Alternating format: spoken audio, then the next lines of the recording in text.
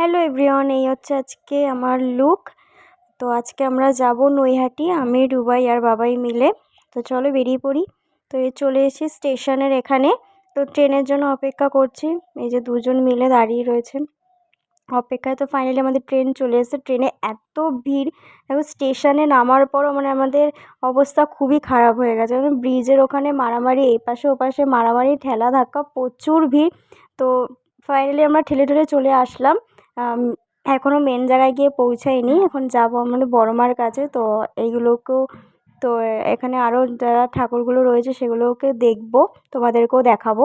তো এই দেখো, এই একটা প্যান্ডেল, এখানেও খুব সুন্দর করেছে। আমার তো ভীষণই ভালো লেগেছে এই প্যান্ডেলটা। পুরো মেঘের মতো দিয়ে, মেঘের মতো প্যান্ডেল দু রকমের, দু জায়গায় করেছিল এই একটা প্যান্ডেল। বেশ খুব সুন্দর লাগছিলো দেখতে।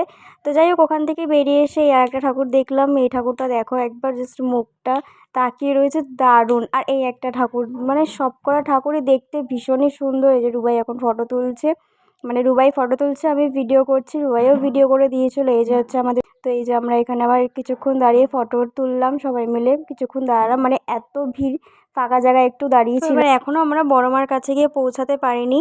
মানে বড় মার কাছে কখন যাব, কখন মায়ের মুখটা একটু দেখবো, সেই আশায় যাচ্ছি তাড়াহুড়ো করে। এই যে আমাদের নতুন বড় মার মন্দির এটা।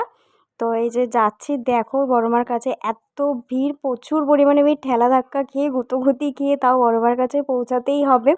তো এই যে ফাইনালি আমরা বড় মার কাছে পৌঁছে গেছি। মানে ওখানে তো দাঁড়াতেই দেয় না, তবুও একটু দাঁড়িয়ে মার মুখটা দর্শন করে আসলাম। তো এবার ওখান থেকে বেরিয়ে পড়েছি আমরা। তো ওই পাশে আবার যাব।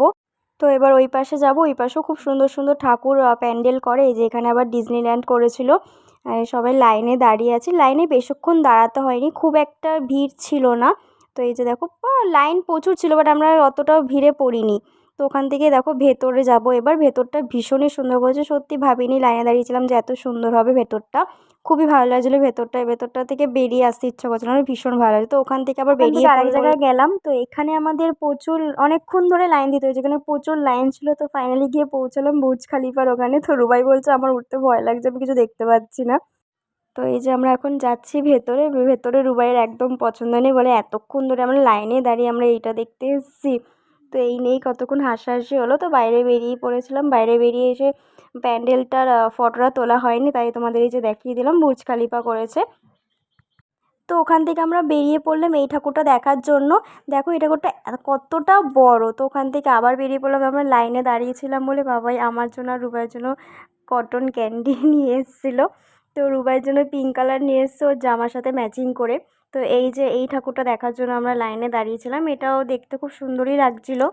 তো ওখান থেকে আমরা স্টেশনে চলে আসলাম, ট্রেনের অপেক্ষায়। ট্রেন চলে আসলো, তারপরে এই যে ট্রেনের মধ্যে রয়েছি।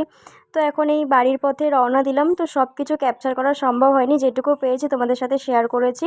তো আজকের মতো ভিডিওটা আমি এখানেই শেষ করলাম। দেখা হচ্ছে তোমাদের সাথে আবার নেক্সট ভিডিওতে। তো চলো ততক্ষণে টাটা।